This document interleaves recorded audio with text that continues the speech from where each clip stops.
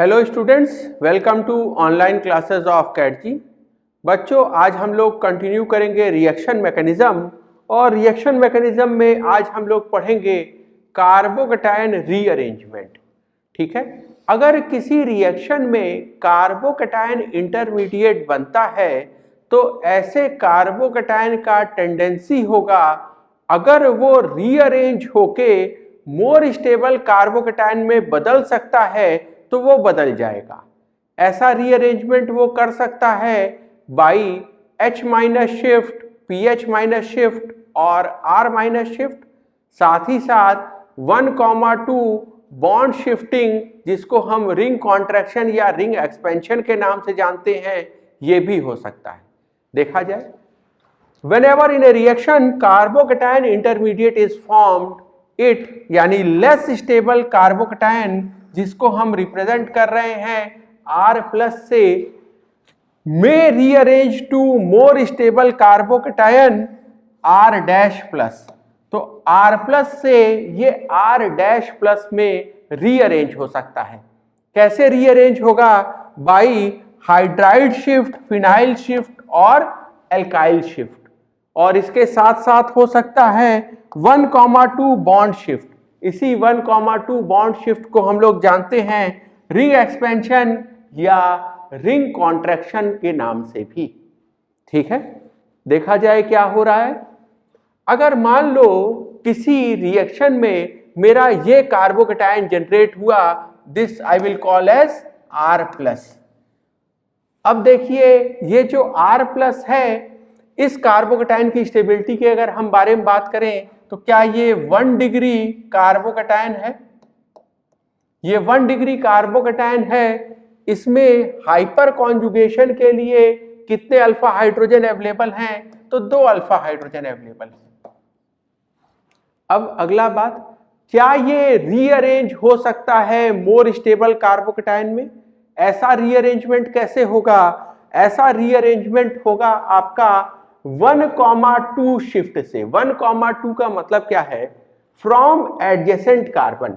ठीक है, जिस कार्बन पे ये प्लस है उसको हम कार्बन 1 कहें तो उसके बगल का कार्बन क्या हो जाएगा? कार्बन 2। अब इस कार्बन 2 से जो यहां अवेलेबल चीजें हैं, जैसे यहां अवेलेबल क्या है? हाइड्रोजन अवेलेबल है या ये मिथाइल अवेलेबल है।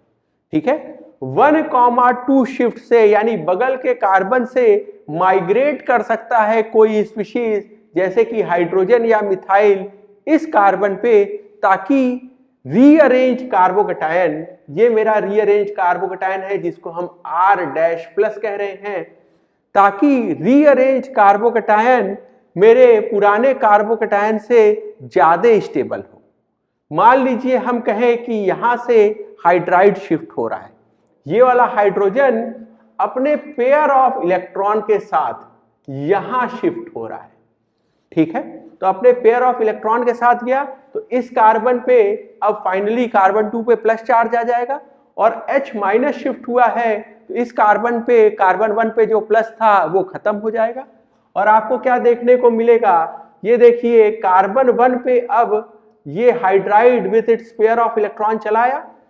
ठीक है, तो H माइनस आया था, इसीलिए CH2 प्लस जो है वो अब न्यूट्रल हो गया, और यहां पे से H माइनस चला गया, इसीलिए कार्बन 2 पे प्लस आ गया। ठीक है, अब जो नया कार्बोकैटायन बना है R डैश प्लस, इसके बारे में देखा जाए। ये कार्बोकैटायन पिछले कार्बोकैटायन से R प्लस से ज्यादा स्टेबल होना चाहिए। तो क्या ये 2 डिग्री कार्बोकैटायन है? क्या इसमें 3, 2 और 1 6 अल्फा हाइड्रोजन है? ठीक है, तो कार्बोकैटायन इस तरह से मोर स्टेबल कार्बोकैटायन में रीअरेंज हो सकता है। अब देखा जाए ये रीअरेंजमेंट हो कैसे रहा है? ये रीअरेंजमेंट हो रहा है via formation of 3 membered transition state. Transition state हम जब भी दिखाते हैं तो उसको डबल डैगर से रिप्रेजेंट करते हैं और इस बड़े बॉक्स में बंद रखते हैं। तो ये बड़ा स्क्वायर बॉक्स और ऊपर ये डबल डैगर का सिंबल बताता है कि ये जो फिगर बना है ये ट्रांजिशन स्टेट का फिगर है। ट्रांजिशन स्टेट देखिए कैसा है। यहां से देखिए ये H माइनस जो था, ठीक है, hydrogen with pair of electrons, ये जो पेयर ऑफ इलेक्ट्रॉन था उसके साथ ये H माइनस शिफ्ट हो रहा है, कहां पे से, कार्बन 2 पर से कहां, कार्बन 1 पे। तो ये जो बॉन्ड है, ये बॉन्ड अब आपको दिखाई देगा ये ब्रेक हो रहा है। So this is bond breaking, ठीक है। So this is bond breaking, और यहां क्या हो रहा है, ये बॉन्ड फॉर्म हो रहा है। So this is bond formation, ठीक है। और इस तरह हाइड्राइड कार्बन 2 पर से कार्बन 1 पे मूव कर गया, ठीक है। ये पॉइंट क्लियर हुआ। सो अब अगला चीज जो हमें यहां देखना है वो है, क्या सिर्फ हाइड्राइड शिफ्ट हो सकता है? जवाब है नहीं, मिथाइल और फिनाइल शिफ्ट भी हो सकते हैं। तो अगला केस देखा जाए हम लोग पीएच माइनस के शिफ्ट का। यहां देखिए ये CH2 प्लस, ये है मेरा R प्लस, ये है मेरा कार्बन 1 और इसके एडजेसेंट कार्बन को हम कहेंगे कार्बन 2। तो कार्बन 1 पे पॉजिटिव चार्ज है, इसको स्टेबलाइज करने के लिए बगल के कार्बन से आपका पीएच माइनस शिफ्ट कर जाए, तो अगर ये पीएच और ये अपने पेयर ऑफ इलेक्ट्रॉन के साथ शिफ्ट कर गया, यहां देखिए 2 इलेक्ट्रॉन का मूवमेंट है, इसीलिए मैं फुल एरो से दिखा रहा हूं। सो this is full curved arrow which shows movement of pair of electron, ठीक है। तो ये पीएच माइनस पूरा का पूरा ये यहां से उठ के यहां चला आया, कार्बन 2 से कार्बन 1 पे, और कार्बन 2 पे इसीलिए अब क्या आ गया, पॉजिटिव चार्ज, और कार्बन 1 जिसपे पॉजिटिव चार्ज था उस पे पीएच माइनस आया है, इसीलिए वो न्यूट्रल हो गया। ये पॉइंट क्लियर हुआ। अगला देखा जाए, यहां पे देखिए कार्बन 1 और ये कार्बन 2, कार्बन 2 पे अब सिर्फ मिथाइल स्पीशीज ही अवेलेबल है, और इसीलिए यहां पे मिथाइल CH3 माइनस का शिफ्ट होगा। ये देखिए ये CH3 with pair of electron carbon 2 से कार्बन 1 पे मूव कर गया, ठीक है। और इसीलिए अब आपको क्या दिखाई दे रहा है, कार्बन 2 पे प्लस चार्ज, और कार्बन 1 जिस पे पहले प्लस था अब वहां प्लस चार्ज नहीं है। ध्यान दीजिएगा, हमेशा R प्लस से R डैश प्लस ज्यादा स्टेबल है।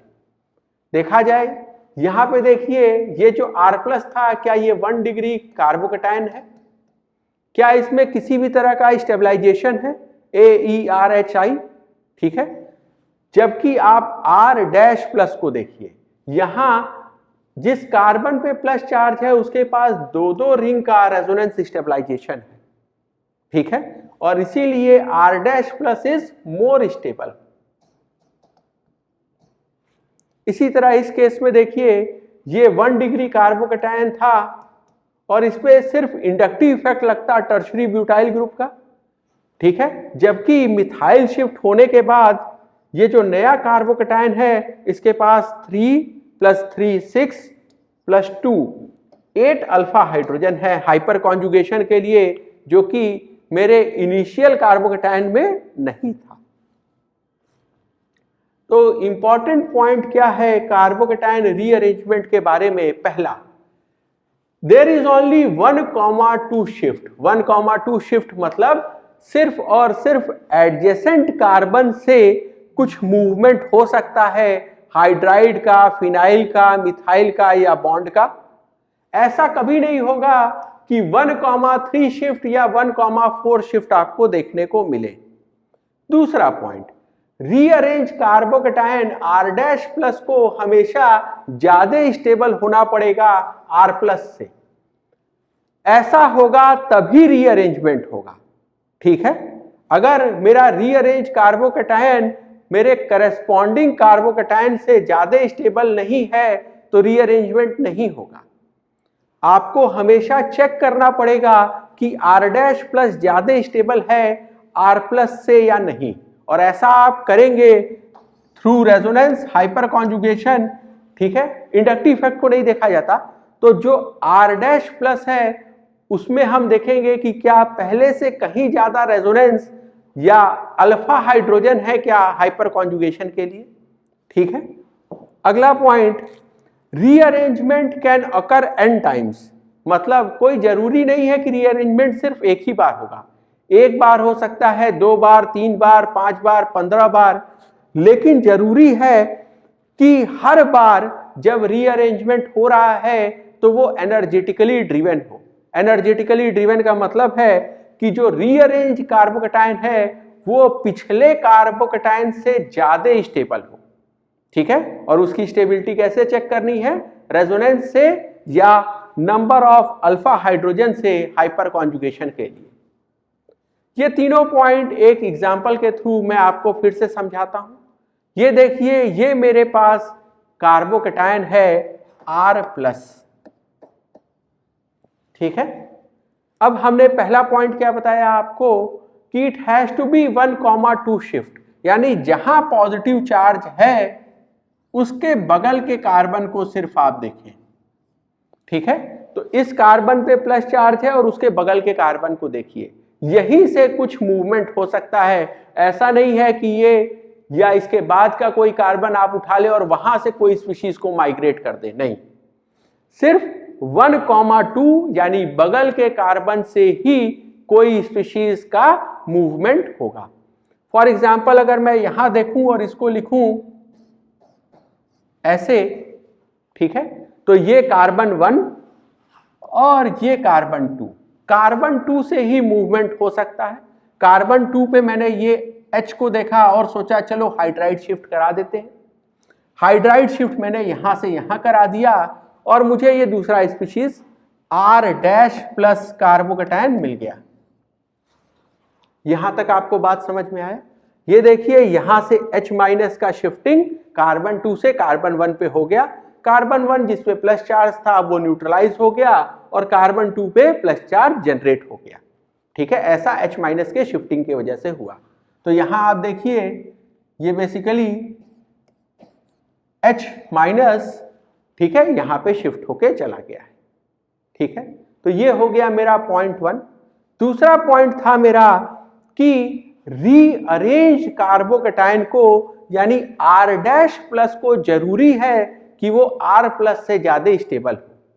दोनों की स्टेबिलिटी कंपेयर किया जाए। सबसे पहले इसको देखा जाए, क्या ये एक 1 डिग्री कार्बोकैटायन है, जबकि इसको देखिए क्या ये एक 2 डिग्री कार्बोकैटायन है।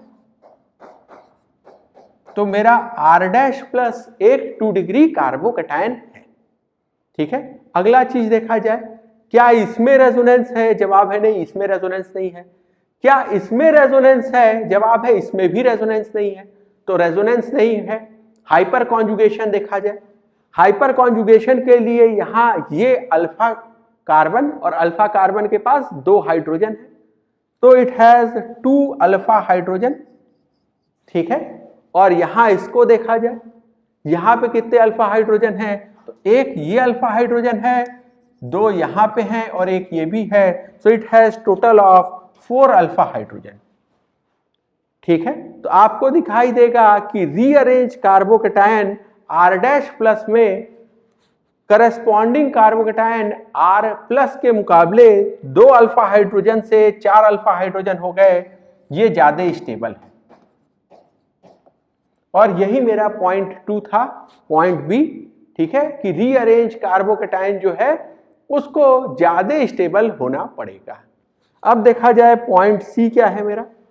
पॉइंट सी सेज कि रीअरेंजमेंट एक बार होगा ऐसा जरूरी नहीं है। Rearrangement can occur n times provided each time rearrange carbocation is more stable then the previous carbocation. तो देखा जाए, यहां देखिए एक बार रीअरेंजमेंट हो गया R से R' में, क्या अभी और रीअरेंजमेंट हो सकता है? देखो, अगर ये प्लस चार्ज, इसको अब हम कार्बन 1 कहेंगे और इसको कार्बन 2 कहेंगे, क्या इसमें रीअरेंजमेंट हो सकता है? क्या ये बगल के कार्बन 2 से कार्बन 1 पे किसी स्पीशीज का मूवमेंट हो सकता है ताकि ये और ज्यादा स्टेबल हो जाए? देखा जाए इस बात को। अब मैं इसको बनाता हूं ऐसे कि ये H को मैं ऐसे दिखा लूं। ठीक है, और अब ये जो हाइड्राइड है ये फिर से बगल के कार्बन पे शिफ्ट हो जाए, कार्बन 2 से कार्बन 1 पे। और देखिए, अगर ऐसा हो गया तो नया स्पीशीज आपको ऐसा मिलेगा। आपको दिखाई दे रहा है कि यहां पे बगल के कार्बन इस कार्बन से H- शिफ्ट होके यहां आ गया है। ठीक है, इसको देखिए, ठीक है। तो ये इस कार्बन पर से हाइड्राइड का शिफ्टिंग होके अब इस कार्बन पे आ गया, ठीक है। तो हम क्या कह रहे हैं कि अब मेरे पास फिर से एक नया कार्बोकेटायन रीअरेंज होके बन गया, आर डैश प्लस से आर डबल डैश प्लस, ठीक है।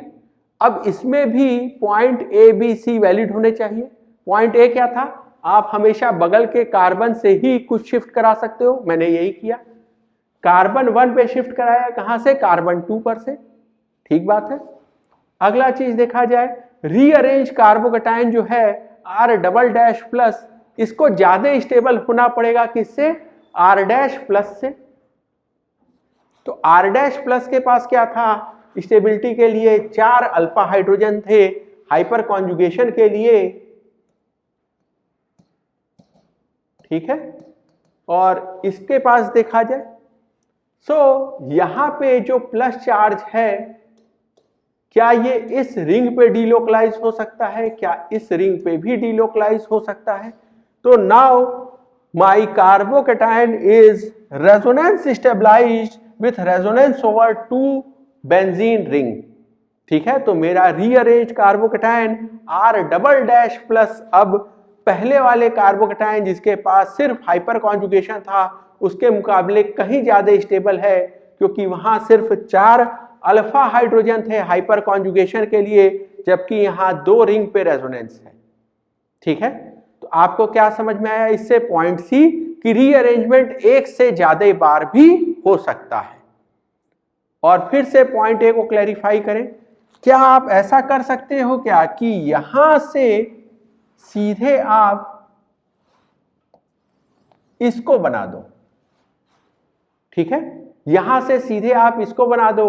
कैसे बना दोगे आप सोचो कि ये वाला हाइड्राइड मैं उठा के सीधे यहां से यहां शिफ्ट कर दूं और मुझे, ठीक है, आर प्लस से सीधे आर डबल डैश प्लस मिल जाए यहां पे। इस तरह का मूवमेंट अलाउड नहीं है, ठीक है। आप सिर्फ 1,2 शिफ्ट कर सकते हो, आप 1,3 शिफ्ट नहीं कर सकते, ठीक है। फिर से देखो, आप अगर कहो इसको कार्बन 1, इसको कार्बन 2 और इसको कार्बन 3, तो 3 पर से H- का शिफ्टिंग डायरेक्टली आप 1 पे नहीं कर सकते, 3 से 1 H- शिफ्ट नहीं होगा, क्योंकि it has to be always 1,2 shift, ठीक है। 1,3 शिफ्ट जो है ये नहीं किया जा सकता, ठीक है। तो ये हमने क्लैरिफाई कर लिया। अब हम लोग आगे पढ़ा जाए point D. Point D says कि जब भी आप कार्बोकेटायन रीअरेंजमेंट करते हो, आर प्लस से आर डैश प्लस जाते हो, तो जनरली ये फास्ट स्टेप होता है। जनरली का मतलब ज्यादातर केसेस में, ठीक है, हमेशा होगा ये जरूरी नहीं है। तो generally carbocation rearrangement is a fast step, और ऐसा फास्ट स्टेप में अगर मेरे पास ऑप्शन है, कार्बन 1 पे लेट से मेरे पास H-, PH-, R- सब कुछ अवेलेबल है, ठीक है। तो अगर मेरे पास कार्बन 2 पे ये सारी स्पीशीज अवेलेबल हैं, तो मैं किसको माइग्रेट करूं? जवाब है आप उसको माइग्रेट करेंगे जिसके माइग्रेशन से सबसे ज्यादा स्टेबल R डैश प्लस मिल जाए। फिर से सुनिए, आपके पास अगर ऑप्शन है कि आप H- शिफ्ट भी कर सकते हैं, PH- शिफ्ट भी कर सकते हैं और R- शिफ्ट भी कर सकते हैं, तो आप उसको माइग्रेट करेंगे जिसके माइग्रेशन से सबसे ज्यादा स्टेबल कार्बोकेटायन जनरेट होता हो, इररेस्पेक्टिव ऑफ कि किसका माइग्रेटरी एप्टीट्यूड ज्यादा है या किसका माइग्रेटरी एप्टीट्यूड कम है, ठीक है। इस क्वेश्चन को, इस पार्ट को हम लोग जरा एक क्वेश्चन के थ्रू समझा जाए। तो एक क्वेश्चन हम लोग लेते हैं एग्जांपल। यहां देखिए इस कार्बन पे कार्बन 1 पे प्लस चार्ज है और कार्बन 2 से मैं कुछ माइग्रेट कर सकता हूं। ठीक है, क्या माइग्रेट करें? मेरे पास चॉइस है, या तो मैं H- को माइग्रेट करूं, या तो मैं PH- को माइग्रेट करूं, या CH3- को माइग्रेट करूं। कोई भी एक माइग्रेट कर सकता हूं मैं। देखा जाए सबसे पहले अगर मैं H- को शिफ्ट करता हूं तो क्या होगा? H- को अगर आप यहां से यहां शिफ्ट कर दें, ठीक है, तो आपको क्या मिलेगा? ये कार्बन 2 पे प्लस चार्ज आ गया और कार्बन 1 पे H- आके लग गया, इसलिए जो कार्बन 1 पे प्लस चार्ज था वो अब खत्म हो गया है। तो हमें ये स्पीशीज मिल गई। ये जो स्पीशीज मिली, इसके स्टेबिलिटी के बारे में मैं बात कर लूं तो इसके में आपको दिखाई देगा 3 अल्फा हाइड्रोजन। ठीक है, 2 अल्फा हाइड्रोजन यहां और 1 अल्फा हाइड्रोजन ये, यानी total 6 alpha hydrogen hyper conjugation के लिए। साथ ही साथ ये प्लस चार्ज इस रिंग पे डीलोकलाइज्ड हो सकता है, so there is resonance stabilization, ठीक है, ओवर 1 रिंग। और 6 अल्फा हाइड्रोजन है आपके पास हाइपर कॉन्जुगेशन के लिए। ठीक है, तो हाइपर कॉन्जुगेशन के लिए 6 अल्फा हाइड्रोजन मेरे पास अवेलेबल है और एक रिंग पे रेजोनेंस स्टेबलाइजेशन मुझे मिल जाएगा। अगर मैंने H- का शिफ्ट कराया तो कोई सोच सकता है कि वो PH- का शिफ्ट कराए। अगर वो PH- का शिफ्ट कराएगा, ठीक है, तो PH- शिफ्ट होके यहां चला आया और पॉजिटिव चार्ज अब यहां आ गया और इसके पास क्या आ गया? PH- और पॉजिटिव चार्ज यहां। इस केस में देखिए आपका जो कार्बोकेटायन बना है उसके पास स्टेबिलिटी का क्या तरीका होगा? तो यहां देखिए 3 और 2 5 अल्फा हाइड्रोजन है हाइपर कॉन्जुगेशन के लिए। ठीक है, और क्या रेजोनेंस स्टेबलाइजेशन है? जवाब है नहीं। पीएच के बगल वाले कार्बन पे अगर प्लस चार्ज होता तो हमें रिंग पे रेजोनेंस स्टेबलाइजेशन मिलता। ठीक है, तो यहां सिर्फ 5 अल्फा हाइड्रोजन है हाइपर कॉन्जुगेशन के लिए। अगला केस देखा जाए, अगर मान लीजिए कोई कहे कि मैं CH3- शिफ्ट कराना चाहता हूं, CH3- इधर मूव कर जाएगा with its pair of electrons. ठीक है, और इस केस में क्या होगा? इस कार्बन 2 पे प्लस चार्ज और इसके पास क्या आ गया? CH3- और यहां जो प्लस चार्ज था वो खत्म हो गया। इस केस में जो आपको कार्बोकेटायन बना वो देखिए एक रिंग पे रेजोनेंस स्टेबलाइजेशन मिलेगा, सो रेजोनेंस स्टेबलाइजेशन ओवर 1 रिंग, और साथ ही साथ आपको हाइपर कॉन्जुगेशन के लिए ये 2 अल्फा हाइड्रोजन दिख रहे हैं। ठीक है, अब इन सभी रीअरेंज कार्बोकेटायन को देखा जाए वर्सेस जो मेरा इनिशियल कार्बोकेटायन R+ था versus these are all R'+।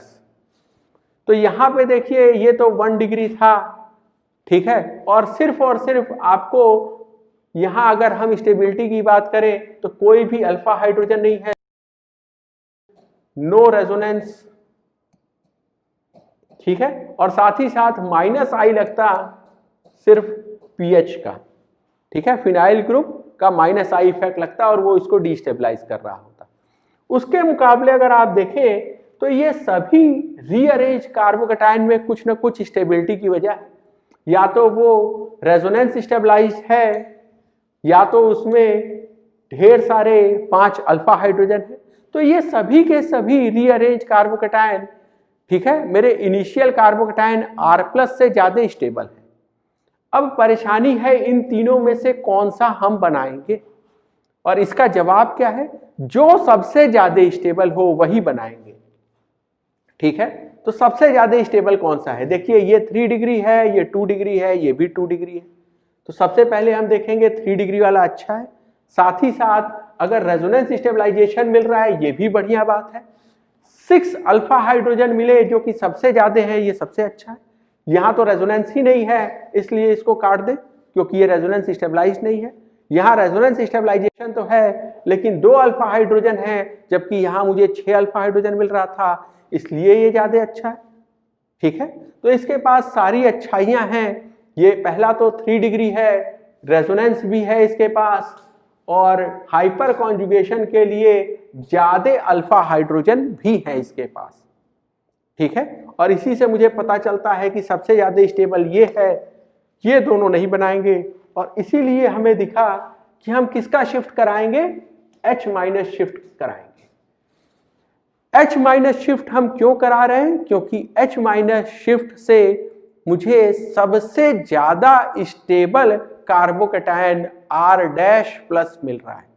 R dash plus मैं H माइनस शिफ्ट से भी बना सकता था, PH माइनस शिफ्ट से भी बना सकता था, और CH3 माइनस के शिफ्ट से भी बना सकता था, ठीक है। लेकिन ऐसे बनने वाले रीअरेंज कार्बोकैटायन इन तीनों में सबसे ज्यादा स्टेबल वो है जो H माइनस शिफ्ट से बना, और इसीलिए मैं H माइनस शिफ्ट कराऊंगा, ठीक है। सबसे पहले बात कर ली जाए कि ये माइग्रेटरी एप्टीट्यूड है क्या। तो migratory aptitude is relative ability of A migrating group. Migrating group कौन सा होगा, या तो H माइनस होगा, PH माइनस होगा, या R माइनस होगा, ठीक है। एल्किल ग्रुप माइग्रेट करेगा, फिनाइल ग्रुप माइग्रेट करेगा, या हाइड्राइड माइग्रेट करेगा, ठीक है। तो रिलेटिव एबिलिटी, ठीक है, of these groups to migrate in a rearrangement is known as their migratory aptitude. Migratory aptitude proportional होता है इलेक्ट्रॉन डेंसिटी के, यानी जिस पे इलेक्ट्रॉन डेंसिटी ज्यादा उसका माइग्रेटरी एप्टीट्यूड ज्यादा। किसी का इलेक्ट्रॉन डेंसिटी कैसे बढ़ेगा, अगर मैंने इलेक्ट्रॉन डोनेटिंग ग्रुप लगा दिया। इलेक्ट्रॉन डोनेटिंग ग्रुप कौन, जिसका प्लस M प्लस H या प्लस I इफेक्ट हो। ऐसा सब्स्टिट्यूएंट जिसका प्लस M प्लस H या प्लस I हो, ऐसे ग्रुप इलेक्ट्रॉन डोनेटिंग ग्रुप को लगाने की वजह से माइग्रेटरी एप्टीट्यूड बढ़ जाता है। जबकि ऐसा ग्रुप सब्स्टिट्यूएंट जिसका इलेक्ट्रॉन विड्रॉइंग नेचर हो, जैसे कि -M हो, -H हो, या -I हो, ऐसे ग्रुप को लगाने की वजह से माइग्रेटरी एप्टीट्यूड कम हो जाता है, ठीक है। देखा जाए माइग्रेटरी एप्टीट्यूड का ऑर्डर क्या होने जा रहा है। Migratory aptitude is proportional two electron density. H minus में देखिए -1 चार्ज है, लेकिन इसका साइज बहुत छोटा है।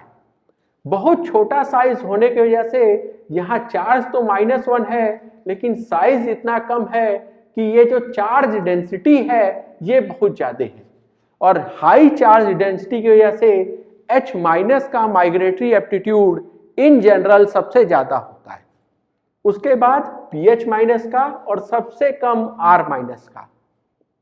तो एल्किल ग्रुप का माइग्रेटरी एप्टीट्यूड सबसे कम, ठीक है। अगर हम हाइड्रोजन के आइसोटोप्स के विषय में बात करें तो H माइनस का माइग्रेटरी एप्टीट्यूड D माइनस और T माइनस से ज्यादा होगा।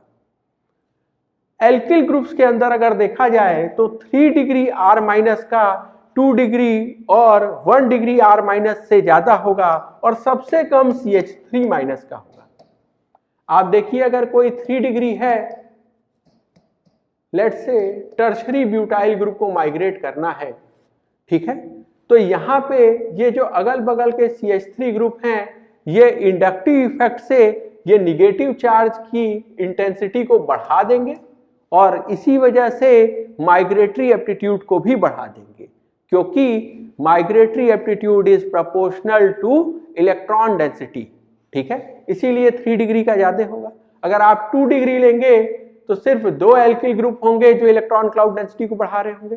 1 डिग्री लेंगे तो सिर्फ एक ये एल्किल ग्रुप CH3 है जो इलेक्ट्रॉन क्लाउड डेंसिटी को बढ़ा रहा है, और CH3 में तो कोई भी नहीं बढ़ा रहा है, ठीक है। इसीलिए ये आपको R माइनस के अमंग माइग्रेटरी एप्टीट्यूड ऑब्जर्व होगा। कुछ क्वेश्चन कर लिए जाए जल्दी से ये बात समझने के लिए। So compare migratory aptitude of R minus when R is, तो यहां देखिए ये क्या है 3 डिग्री R माइनस, ये क्या है 2 डिग्री R माइनस, और ये क्या है 1 degree R minus, and this is CH3 minus. यहां देखिए 3 मिथाइल ग्रुप जो हैं वो इस निगेटिव चार्ज की इंटेंसिटी को बढ़ाएंगे, ठीक है। यहाँ पे 2 CH3 मिथाइल ग्रुप इस निगेटिव चार्ज की इंटेंसिटी को बढ़ाएंगे। यहाँ एक मिथाइल ग्रुप बढ़ा रहा है और यहाँ कोई भी नहीं। ऑर्डर क्या ऑब्जर्व होगा आपको, जिसमें इलेक्ट्रॉन क्लाउड डेंसिटी ज्यादा, ठीक है, वहां माइग्रेटरी एप्टीट्यूड ज्यादा। ये बात ध्यान रखिए कि जब भी R माइग्रेट करता है तो वो R माइनस के फॉर्म में ही माइग्रेट करता है, ठीक है। अगर हाइड्रोजन माइग्रेट करेगा तो वो कैसे माइग्रेट कर रहा होगा, H माइनस के फॉर्म में। फिनाइल माइग्रेट कर रहा होगा तो कैसे माइग्रेट कर रहा होगा, pH माइनस के फॉर्म में। एल्किल ग्रुप R अगर माइग्रेट करेगा तो किस फॉर्म में करेगा, R माइनस के फॉर्म में माइग्रेट करेगा, ठीक है। अगला क्वेश्चन देखा जाए, ठीक है। यहां पे जो आपका ग्रुप माइग्रेट कर रहा है वो बेंजीन रिंग है, पीएच है, तो पीएच माइनस माइग्रेट करेगा, ठीक है, और उस पर कुछ ना कुछ सब्स्टिट्यूएंट लगा है। ये सब्स्टिट्यूएंट लगे हैं इसमें। हमने क्या पढ़ा कि electron donating groups, electron donating group कौन से, जिसका प्लस एम या प्लस एच या प्लस आई होगा, ये सारे के सारे माइग्रेटरी एप्टीट्यूड को बढ़ा देंगे।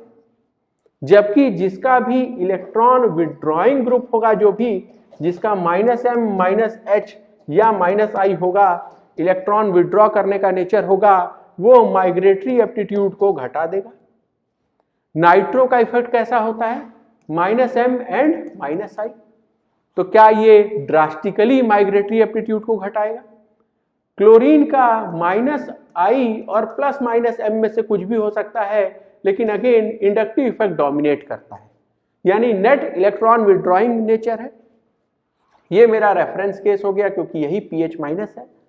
इसको देखा जाए CH3 has plus H and plus I effect, again plus H ज्यादा डोमिनेटिंग है, तो ये इसकी बात की जाए प्लस आई को हम जानबूझ के काट देते हैं। And OCH3 has plus M effect and minus I effect, minus I जो है, ठीक है, ये कमजोर है, इसको नेग्लेक्ट कर दिया जाए, ठीक है। जिसका भी इलेक्ट्रॉन डोनेटिंग नेचर होगा, इलेक्ट्रॉन डोनेटिंग कौन है, OCH3 प्लस एम से, तो ये माइग्रेटरी एप्टीट्यूड को बढ़ाएगा। और कौन इलेक्ट्रॉन डोनेटिंग है, प्लस एस से CH3, तो जो ज्यादा इलेक्ट्रॉन डेंसिटी को बढ़ाएगा वही माइग्रेटरी एप्टीट्यूड को भी बढ़ाएगा। यानी सबसे ज्यादा किसका होगा, 5 का, फिर 4 का, फिर 3 का, और ये लोग तो इलेक्ट्रॉन विड्रॉइंग ग्रुप है। क्लोरीन जो है वो माइनस आई से इलेक्ट्रॉन विड्रॉ कर रहा है, यानी थोड़ा इलेक्ट्रॉन विड्रॉ कर रहा है, इसलिए माइग्रेटरी एप्टीट्यूड को थोड़ा कम करेगा with respect to PH minus reference case. और NO2 तो बहुत ज्यादा इलेक्ट्रॉन विड्रॉ कर लेगा और बहुत ज्यादा माइग्रेटरी एप्टीट्यूड को कमजोर कर देगा, ठीक है। अगला क्वेश्चन देखा जाए, ठीक है। कंपैरिजन है पीएच माइनस, उसके साथ सब्स्टिट्यूएंट लगा fluorine, chlorine, bromine. Last class में हमने आपको बताया था कि हैलोजेंस का माइनस आई इफेक्ट भी होता है और हैलोजेंस का माइनस आई इफेक्ट भी होता है और प्लस एम इफेक्ट भी होता है, ठीक है। माइनस आई का ऑर्डर क्या है, fluorine, chlorine, bromine, iodine. Minus I का भी यही ऑर्डर है और प्लस एम का भी यही ऑर्डर है। लेकिन जब आप नेट की बात करें तो हम कुछ आर्बिट्री वैल्यूज लिख लेते हैं। फॉर एग्जांपल इसको हम लिखते हैं -15, माइनस आई की वैल्यू हम लिख रहे हैं, ठीक है, -15, -10, -5, ठीक है। और अगर मैं प्लस एम की बात करूं तो मैं इसको लिखना चाहता हूं लेट्स से +10, ठीक है। This I will write as mesomeric effect तेजी से गिरता है, तो let's say +4, and this I will write as plus let's say 0, ठीक है। तो यहां आपको नेट दिखाई देगा, ये विड्रॉ कितना कर रहा है, -5, ये कितना विड्रॉ कर लेगा, -6, ये वैल्यू मुझे थोड़ी सी बदलनी पड़ेगी, ये कितना विड्रॉ कर लेगा, -7। तो इससे आपको पता चलेगा कि fluorobenzene is more electron rich as compare to chlorobenzene. ये जो मैंने वैल्यूज लिखी हैं ये बेसिकली कुछ आर्बिट्री वैल्यू लिखी है ताकि मैं आपको रिजल्ट समझा पाऊं। मेरा ये कहना है कि इंडक्टिव इफेक्ट भी फ्लोरीन का क्लोरीन से और क्लोरीन का ब्रोमीन से ज्यादा होता है, और प्लस एम इफेक्ट जो है वो भी फ्लोरीन का क्लोरीन से और क्लोरीन का ब्रोमीन से ज्यादा होता है। लेकिन इंडक्टिव इफेक्ट आपका धीरे धीरे गिरता है, जबकि मीजोमेरिक इफेक्ट बहुत तेजी से गिर रहा है। ठीक है, तो मीजोमेरिक इफेक्ट तेजी से गिर रहा है। यहां देखिए, यहां जो डिफरेंस है वो 5 का आया और यहां जो डिफरेंस है वो 6 का है। ठीक है, तो इंडक्टिव इफेक्ट जो है वो धीरे धीरे गिर रहा है क्योंकि ये इलेक्ट्रोनिगेटिविटी पर निर्भर करता है, जबकि मीजोमेरिक इफेक्ट, जिसका मतलब ये है कि आपका ऑर्बिटल्स का ओवरलैप से, ठीक है, पाई इलेक्ट्रॉन का ट्रांसफर होगा। तो फ्लोरीन सेकेंड पीरियड का है, 2p ऑर्बिटल है, जबकि क्लोरीन जो है ये थर्ड पीरियड का है, 3p orbital. Bromine fourth period, 4p orbital. तो 4p orbital of bromine and 2p orbital of carbon, इसके बीच बहुत पुअर ओवरलैप होगा, यानी मीजोमेरिक इफेक्ट बहुत तेजी से गिरेगा। तो या तो आप इस बात को ऐसे समझें या सिंपली याद कर ले कि फ्लोरोबेंजीन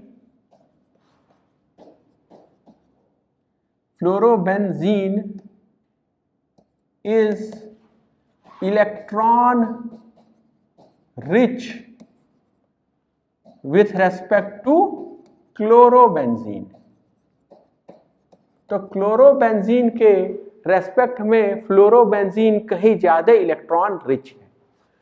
अब जल्दी से हम लोग कंपैरिजन कर लिया जाए तो हम ये कह रहे हैं कि फ्लोरोबेंजीन क्लोरोबेंजीन से कहीं ज्यादा इलेक्ट्रॉन रिच है, यानी जो इलेक्ट्रॉन रिच है उसका माइग्रेटरी एप्टीट्यूड ज्यादा।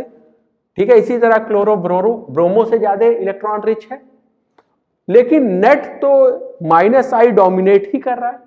ठीक है, तो नेट इफेक्ट किसी भी हेलोजन का क्या है, इलेक्ट्रॉन विड्रॉइंग, और इसीलिए वो pH माइनस के रेस्पेक्ट में तो कमजोर ही होगा। ठीक है, फिर से एक बार आपको बताएं, कोई भी हेलोजन हो वो इलेक्ट्रॉन विड्रॉइंग ही होता है।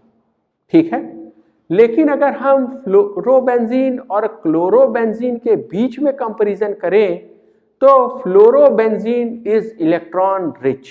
ऐसा क्यों हो रहा है? क्योंकि इंडक्टिव इफेक्ट -I में भी आप देखेंगे सबसे ज्यादा इंडक्टिव इफेक्ट से विड्रॉ भी फ्लोरीन करता है, लेकिन सबसे ज्यादा +M से इलेक्ट्रॉन डोनेट भी फ्लोरीन ही करता है। इंडक्टिव इफेक्ट हैलोजेंस के बीच में धीरे धीरे कम होता है, जबकि मीजोमेरिक इफेक्ट बहुत तेजी से गिरता है। मीजोमेरिक इफेक्ट तेजी से गिरता है क्यों? क्योंकि ऑर्बिटल का overlap going from 2p of fluorine to 3p of chlorine and 4p of bromine, ठीक है, इनका overlapping 2p orbital of carbon से बहुत तेजी से, ठीक है, ओवरलैप का एक्सटेंट कम होगा, इसलिए इनका मीजोमेरिक इफेक्ट बहुत तेजी से गिर रहा है। जबकि इंडक्टिव इफेक्ट क्या है, ये सिग्मा इलेक्ट्रॉन का विड्रॉल है और ये धीरे धीरे कम होता है। ठीक है, and result fluorobenzene is more electron rich than chlorobenzene. अगला क्वेश्चन देखा जाए, so next is compare the migratory aptitude. यहां OCH3 सब्स्टिट्यूएंट मैंने पैरा, मेटा और ऑर्थो पोजीशन पे लगा रखा है। अगर पैरा पे OCH3 लगा है then it will have +M and -I effect. ठीक है, और ये -I कैसा होगा? ये -I कमजोर इफेक्ट है विथ रेस्पेक्ट टू +M, इसलिए मैंने इसको नेग्लेक्ट कर दिया। अगर मेटा पोजीशन पे लगा है तो मेटा पे +-M मीजोमेरिक इफेक्ट लगता ही नहीं है, सिर्फ इंडक्टिव इफेक्ट लगेगा। ठीक है, और अगर आप चाहें तो इस इंडक्टिव इफेक्ट को वीक, इसको मॉडरेट लिख सकते हैं, क्योंकि इंडक्टिव इफेक्ट क्या है, डिस्टेंस डिपेंडेंट इफेक्ट है। तो ऑर्थो पे लगेगा, ठीक है, तो स्ट्रॉन्ग, मेटा से लगेगा तो मॉडरेट, और पैरा से इंडक्टिव इफेक्ट लगेगा तो वीक। जबकि मीजोमेरिक इफेक्ट डिस्टेंस इंडिपेंडेंट है, तो यहां कौन सा इफेक्ट लगेगा, +M and -I will be strong. ठीक है, अगेन +M के रेस्पेक्ट में हम इंडक्टिव इफेक्ट को नेग्लेक्ट कर सकते हैं, मीजोमेरिक इफेक्ट के रेस्पेक्ट में हमने इंडक्टिव इफेक्ट को नेग्लेक्ट कर दिया। लेकिन यहां ऑर्थो वाले केस में एक और चीज होगा, और वो है स्टेरिक फैक्टर, स्टेरिक इंडरेंस। ठीक है, तो हमने सबसे पहले क्या जाना कि migratory aptitude is proportional two electron density, और अगर आप देखें तो यहाँ पे तो +M से OCH3 इलेक्ट्रॉन डेंसिटी को बढ़ा रहा है, इसलिए इसका माइग्रेटरी एप्टीट्यूड सबसे ज्यादा। यहाँ इंडक्टिव इफेक्ट से इलेक्ट्रॉन डेंसिटी को कम कर रहा है, इसलिए इसका माइग्रेटरी एप्टीट्यूड कम। और जो थर्ड है, यहाँ पे ये प्लस m या माइनस i की वजह से नहीं, बल्कि डोमिनेटिंग फैक्टर है ये स्टेरिक फैक्टर। ये स्टेरिक फैक्टर्स के वजह से, ठीक है, जो मेरा ऑर्थो सब्स्टिट्यूएंट है इसका माइग्रेटरी एप्टीट्यूड ड्रास्टिकली कम हो जाता है, और सबसे कमजोर माइग्रेटरी एप्टीट्यूड देखने को मिलेगा आपको ऑर्थो के केस में। इसलिए आप एक पॉइंट याद कर लें, नोट, ऑर्थो सब्स्टिट्यूएंट या ortho substituted group has least migratory aptitude due to steric factors. ठीक है, तो स्टेरिक फैक्टर्स के वजह से आपका जो ऑर्थो सब्स्टिट्यूटेड, ठीक है, बेंजीन रिंग होगा उसका माइग्रेटरी एप्टीट्यूड सबसे कम हो जाएगा। ठीक है, तो इलेक्ट्रॉनिक इफेक्ट्स की वजह से नहीं, स्टेरिक फैक्टर की वजह से ऐसा हो रहा है। अब वापस आया जाए और जो बात हमने पहले समझा था उसको फिर से देखा जाए। ठीक है, हम लोग कभी भी कार्बोकैटायन रीअरेंजमेंट में माइग्रेटरी एप्टीट्यूड को नहीं देखेंगे। ठीक है, हम लोग हमेशा उसको माइग्रेट करेंगे जिसके माइग्रेशन से ज्यादा स्टेबल कार्बोकैटायन बन रहा हो। तो क्या इसका मतलब है माइग्रेटरी एप्टीट्यूड को कभी नहीं देखा जाना चाहिए? जवाब है नहीं। हम माइग्रेटरी एप्टीट्यूड को तभी देखेंगे जब कार्बोकैटायन का रीअरेंजमेंट जो है वो फास्ट स्टेप ना हो, इनफैक्ट वो स्लो स्टेप हो, आरडीएस हो और इरिवर्सिबल कंडीशन हो। तो इस बात को फिर से पढ़ा जाए, we will follow migratory aptitude only if, ध्यान दीजिएगा, we will follow migratory aptitude only if carbocation rearrangement is RDS, यानी वो स्लो स्टेप है, वो फास्ट स्टेप नहीं है। अगर हम जब रिएक्शन को पढ़ेंगे तो हमें पता चलेगा कि रीअरेंजमेंट फास्ट स्टेप है या स्लो स्टेप है। ठीक है, हर एक रिएक्शन हम लोग डिटेल में पढ़ेंगे और तब हम बताएंगे कि ये वाला स्टेप जिसमें रीअरेंजमेंट हो रहा है ये फास्ट स्टेप है या स्लो स्टेप है। जब भी ऐसा होगा कि कार्बोकैटायन रीअरेंजमेंट या रीअरेंजमेंट ये फास्ट स्टेप नहीं होगा, इनफैक्ट वो आरडीएस होगा, कंडीशंस इरिवर्सिबल होंगी। ठीक है, या जो आपका रीअरेंज कार्बोकैटायन है, rearrange carbocation is stabilized by back bonding. कौन सा back bonding? P pi back bonding से जब भी वो स्टेबलाइज हो रहा होगा, कौन? रीअरेंज कार्बोकैटायन, उस केस में हम लोग माइग्रेटरी एप्टीट्यूड फॉलो करेंगे। ठीक है, बाकी सभी केसेस में हम क्या करने वाले हैं? हम लोग उसका माइग्रेशन कराने वाले हैं जिसके माइग्रेशन से ज्यादा स्टेबल कार्बोकैटायन मुझे मिल रहा हो। ये बात फिर से एक बार बता दी जाए, हम लोग PH minus, R minus, H minus में जिसका मन हो उसका माइग्रेशन करा लो, प्रोवाइडेड तुमको क्या करना है, तुमको सबसे ज्यादा स्टेबल कार्बोकैटायन, रीअरेंज कार्बोकैटायन बनाना है। तो जो मन करे उसको माइग्रेट कराओ। आप माइग्रेटरी एप्टीट्यूड सिर्फ तभी सोचेंगे जब रीअरेंजमेंट आरडीएस हो। हमें पता होगा जब हम बहुत सारे रिएक्शन पढ़ेंगे कि उसमें रीअरेंजमेंट आरडीएस है या नहीं। एक इसका एग्जांपल है पिनाकोल पिनाकोलोन रीअरेंजमेंट। ठीक है, ये एक रिएक्शन का नाम है पिनाकोल पिनाकोलोन रीअरेंजमेंट, जिसमें रीअरेंजमेंट में, ठीक है, आपको जो रीअरेंज कार्बोकैटायन मिलता है वो बैक बॉन्डिंग से स्टेबलाइज होता है। रीअरेंज कार्बोकैटायन में पी पाई बैक बॉन्डिंग मिलता है और ऐसे केस में हम लोग माइग्रेटरी एप्टीट्यूड देखते हैं। इसमें माइग्रेशन जो है वही आरडीएस हो जाता है।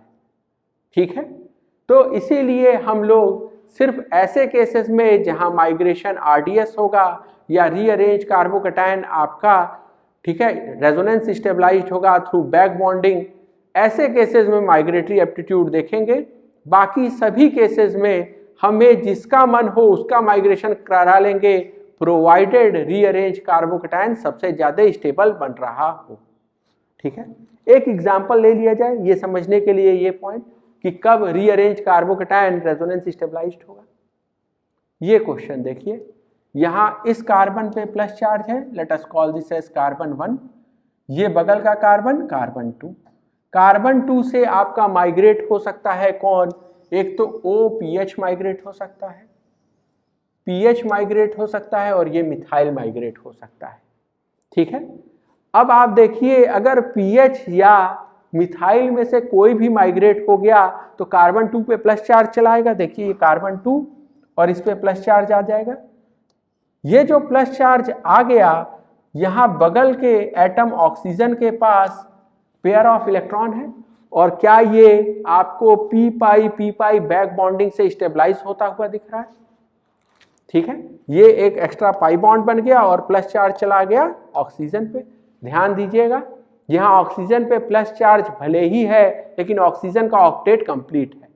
ठीक है, तो ये जो रेजोनेंस है this is called as p pi back bonding. ठीक है, so this is called as p pi back bonding. तो यहां जो मेरा रीअरेंज कार्बोकैटायन है वो बैक बॉन्डिंग से स्टेबलाइज्ड है। ठीक है, इसीलिए इस केस में हम लोग बात करने जा रहे हैं माइग्रेटरी एप्टीट्यूड की। मैं माइग्रेट कर सकता था CH3 को भी और PH को भी, लेकिन मैं उसको माइग्रेट करूंगा जिसका माइग्रेटरी एप्टीट्यूड ज्यादा है। क्यों माइग्रेटरी एप्टीट्यूड की बात कर रहे हैं, क्योंकि यहां रीअरेंज कार्बोकैटायन स्टेबलाइज होने जा रहा है बैक बॉन्डिंग से। ठीक है, और आपको पता है माइग्रेटरी एप्टीट्यूड का order, so migratory aptitude is H minus than PH minus और फिर R माइनस में भी 3 डिग्री 2 डिग्री 1 डिग्री और सबसे अंत में CH3 माइनस। ठीक है, तो माइग्रेटरी एप्टीट्यूड किसका ज्यादा होगा, PH माइनस का माइग्रेटरी एप्टीट्यूड कहीं ज्यादा है CH3 माइनस से, और इसीलिए माइग्रेट कौन करेगा, PH माइनस माइग्रेट कर गया। आपको दिख रहा है ये PH यहां चला आया। ठीक है, ये बात समझ में आया। तो हम माइग्रेटरी एप्टीट्यूड की बात सिर्फ वहीं करेंगे जहां पे या तो कार्बोकैटायन का रीअरेंजमेंट इरिवर्सिबल हो, RDS हो, या रीअरेंज कार्बोकैटायन आपका बैक बॉन्डिंग के थ्रू स्टेबलाइज हो रहा हो। ठीक है,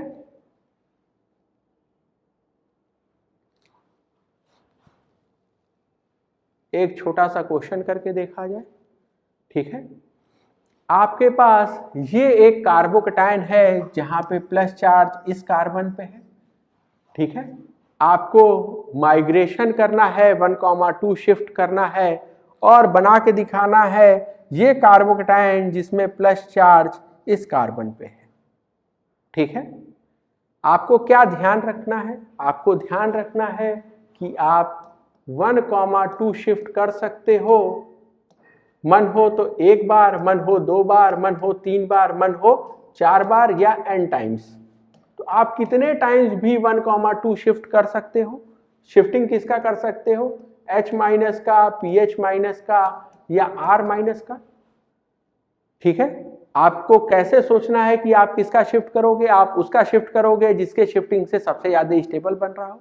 ध्यान दीजिएगा 1,2 शिफ्ट करिएगा, डायरेक्टली 1,3 या 1,4 शिफ्टिंग आप नहीं कर सकते। ठीक है, तो सिर्फ बगल के कार्बन से ही आप कुछ माइग्रेट कर सकते हैं। तो ये बात ध्यान रखते हुए एक बार ट्राई करिए इस क्वेश्चन को करने का। ठीक है,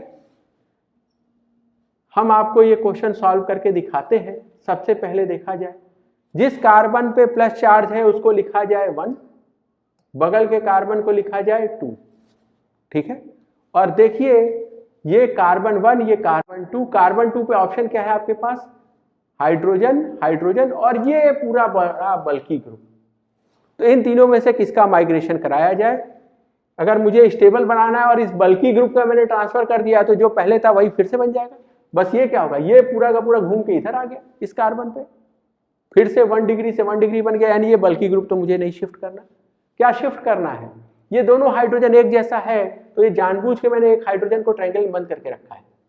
ठीक है, और ये वाला ही हाइड्रोजन हम यहां शिफ्ट कराएंगे एंड आई विल गेट, तो जो पहले था वो फिर से बना लें। तो this is CH3 CH PH CH3 और अब देखिए यहां से ये वाला हाइड्रोजन शिफ्ट होकर इधर चला गया, so I will get CH plus and this will be CH2 और ये हाइड्रोजन को जानबूझ के मैंने ट्रायंगल में बंद करके रखा है ताकि आपको पता रहे कि कौन सा हाइड्रोजन शिफ्ट होके जा रहा है।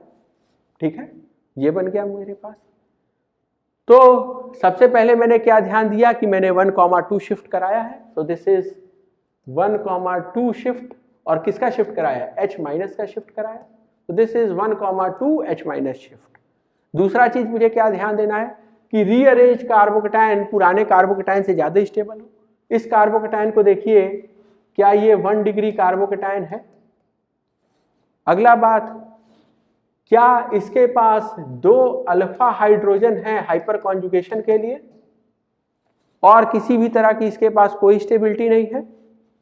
जबकि ये रीअरेंज कार्बोकेटायन को देखिए आप, यहां पे जिस कार्बन पे प्लस चार्ज है क्या वो 2 डिग्री कार्बन है, यानी ये 2 डिग्री कार्बोकेटायन है। Let us call this as R dash, so this is 2 degree R dash plus. Hyper conjugation के लिए हाइड्रोजन ढूंढे तो 2 ये, 1 ये, 3 और 1 यहां दिख रहा है मुझे। ठीक है, so I will have 3 + 1 4 alpha hydrogen. तो क्या मेरे पास पहले से ज्यादा स्टेबल कार्बोकेटायन है 2 अल्फा हाइड्रोजन की जगह वो जिसमें 4 अल्फा हाइड्रोजन है, तो मैंने ये पॉइंट भी चेक कर लिया। अब अगला पॉइंट, क्या अभी इसमें और रीअरेंजमेंट हो सकता है? क्या मैं 2 बार, 3 बार, 15 बार रीअरेंजमेंट करा सकता हूं? जवाब है हाँ, मैं 2, 3, 4, 5 जितनी बार मन हो रीअरेंजमेंट करा सकता हूं, प्रोवाइडेड हर बार जो रीअरेंज कार्बोकेटायन बन रहा है वो पिछले वाले से, रीअरेंजमेंट के पहले वाले से जिसको आप रीअरेंज करा रहे हो उससे ज्यादा स्टेबल हो। तो अब फिर से रीअरेंजमेंट देखा जाए। अब हम क्या देख रहे हैं, let us call this as carbon 1 जिसपे प्लस चार्ज है उसको 1 और इसको 2 कह के तो फायदा नहीं, जिधर से आए उधर ही वापस थोड़े जाना है, इसको कहा जाए 2। अब देखा जाए कार्बन 2 से मैं क्या शिफ्ट करा सकता हूं, एक तो ये हाइड्रोजन शिफ्ट करा सकता हूं, एक ये मिथाइल शिफ्ट करा सकता हूं, एक ये पूरा ये बल्कि ग्रुप शिफ्ट करा सकता हूं मैं। सबसे ज्यादा फायदा किसमें होगा, अगर मैं इस हाइड्रोजन को शिफ्ट कराऊं। ठीक है, आप मिथाइल शिफ्ट और इस बल्कि ग्रुप को शिफ्ट करा के भी देख लीजिएगा। ठीक है, काउंट कर लीजिएगा, देखिएगा आपको उससे ज्यादा स्टेबल मिल रहा है क्या। ठीक है, मैं सिर्फ हाइड्राइड शिफ्ट करके बनाता हूं, तो this will look like CH3 CH PH C और अब इस पे प्लस चार्ज आ गया है। ठीक है, CH3 and this will become CH2 CH3। ठीक है, क्या हुआ, यहां पे जो हाइड्राइड था ये हाइड्राइड ये शिफ्ट होके अब यहां चला आया। So this is again 1,2 H minus shift. एक बार फिर से देखा जाए कि जो मेरा रीअरेंज कार्बोकेटायन है, let us call this as R double dash plus. ठीक है, ये R डबल डैश प्लस क्या पहले से ज्यादा स्टेबल है? तो सबसे पहले देखिए ये कार्बन जो है क्या ये 3 डिग्री कार्बन है, यानी 3 डिग्री मेरे पास कार्बोकेटायन बना। अगला अल्फा हाइड्रोजन देखा जाए, 2 यहां, 3 यहां, 1 यहां, so now it has 6 alpha hydrogen. अभी भी कार्बन ये बेंजीन रिंग से दूर है, रेजोनेंस स्टेबलाइजेशन नहीं हो पाया। ठीक है, तो 3 डिग्री कार्बोकेटायन मेरे पास बन गया रीअरेंज होके। हाँ, अल्फा हाइड्रोजन मेरे पास पहले 4 थे अब 6 हैं, पहले से ज्यादा स्टेबल है, यानी ये रीअरेंजमेंट ठीक है। ठीक है, अब देखा जाए क्या अभी और रीअरेंजमेंट हो सकता है? जवाब है हाँ, अभी और रीअरेंजमेंट हो सकता है। अगर प्लस चार्ज में यहां ले गया तो मेरा बेंजीन रिंग के साथ रेजोनेंस हो जाएगा और मैं ये ट्राई करके देखूं, यानी एक बार फिर से मैं 1,2 H माइनस शिफ्ट करा के देखूं। 1,2 शिफ्ट कराऊंगा तो ये जो मेरा हाइड्रोजन यहां दिख रहा है ये शिफ्ट होके हाइड्राइड के फॉर्म में इस पे आ जाएगा and I will gate CH3 C पे प्लस चार्ज PH CH, ये देखिए ये हाइड्रोजन यहां पे चला आया, CH3 CH2 CH3। सबसे पहले ये है मेरा कार्बन 1, ये है मेरा कार्बन 2, मैंने बगल के कार्बन से शिफ्ट कराया है, 1,2 शिफ्ट कराया है। किसका शिफ्ट कराया है? H का, इसीलिए मैं H किस फॉर्म में मूव करेगा? H माइनस के फॉर्म में, इसीलिए इसको 1,2 H माइनस शिफ्ट में लिख रहा हूं। अगला पॉइंट, क्या rearrange carbocation, let us call this as R triple dash plus, क्या रीअरेंज कार्बोकैटायन पहले से ज्यादा स्टेबल है? इसके पास स्टेबिलिटी के लिए 6 अल्फा हाइड्रोजन है, जबकि इसके पास अल्फा हाइड्रोजन देखा जाए तो वो 4 ही हैं, लेकिन रिंग के साथ रेजोनेंस है, it is resonance stabilized, so it is resonance stabilized over one ring and then I will have 4 alpha hydrogen. तो हाइपर कॉन्जुगेशन के लिए अल्फा हाइड्रोजन कम हो गए, 6 से 4 हो गए, लेकिन रेजोनेंस स्टेबलाइजेशन मिल गया, और रेजोनेंस हाइपर कॉन्जुगेशन से एक ज्यादा ताकतवर फिनोमिना है, ठीक है। और इसीलिए मुझे दिखा कि ये रीअरेंजमेंट भी ठीक है, मेरा रीअरेंज कार्बोकैटायन ज्यादा स्टेबल है। तो इस क्वेश्चन में हमने क्या देखा, कितनी बार रीअरेंजमेंट हो रहा है? देखिए, सबसे पहले आपने ये वाला ट्रायंगल जो था इसको मूव किया यहां, ठीक है, so this was first rearrangement. फिर आपने क्या किया, ये जो हाइड्रोजन जो मैंने स्क्वायर बॉक्स में बंद करके रखा है वो यहां मूव किया, so this was second H minus shift. फिर क्या हुआ, ये जो सर्कल में मैंने हाइड्रोजन बंद करके रखा है वो यहां शिफ्ट हुआ, so this was third H minus shift. आपको दिखाई देगा टोटल आपने 3 H माइनस शिफ्ट किया और कार्बोकैटायन को रीअरेंज कर लिया।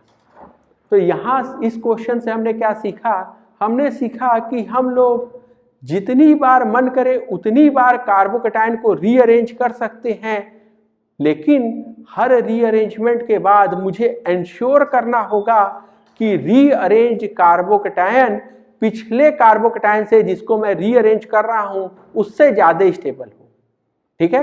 What we have to conclude is rearrangement can happen n times provided each time rearrangement is energetically driven, ठीक है।